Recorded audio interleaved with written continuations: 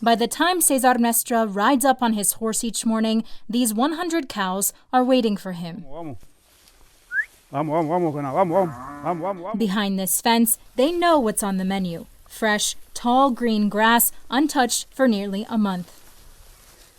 It's like they already understand you. They also have a sort of schedule.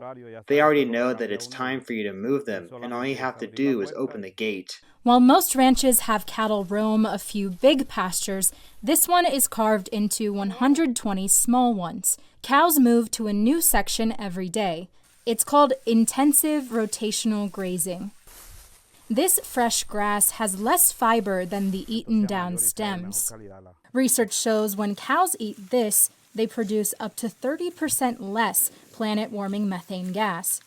Mestra says ranchers benefit too.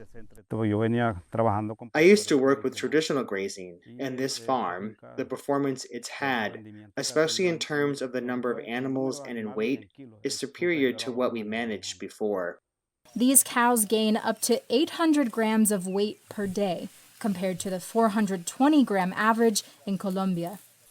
Only about 5% of ranches in Colombia raise cattle this way.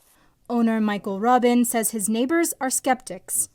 Oh, that they were saying I was crazy because that's not the way that it's done in this area. And most people just don't want to take the time to put in new fences, to put in water. This method takes more effort up front, but Robin says you can see the difference compared to browner pastures next door. The result? All these tall grasses and trees capture carbon dioxide, another greenhouse gas. Luis Alfonso Giraldo researches ranching methods at Colombia's National University. He's studying Robin's farm to determine its carbon footprint. He uses this device on the cow to measure methane emissions.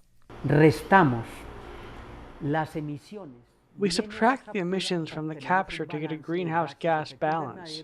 And if that balance equals zero, it means that the cattle farm is carbon neutral.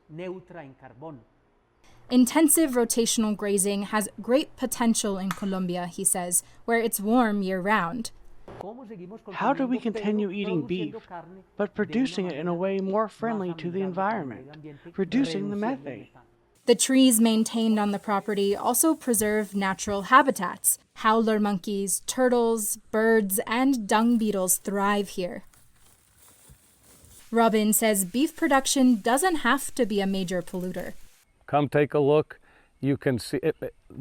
When you go and see this, it makes sense. Studies elsewhere have found mixed results when they looked at how these methods affect a ranch's carbon footprint. As he studies this farm, Giraldo believes it's carbon neutral or even carbon positive, which would be a net gain for the earth. Austin Landis, VOA News, Monteria, Colombia.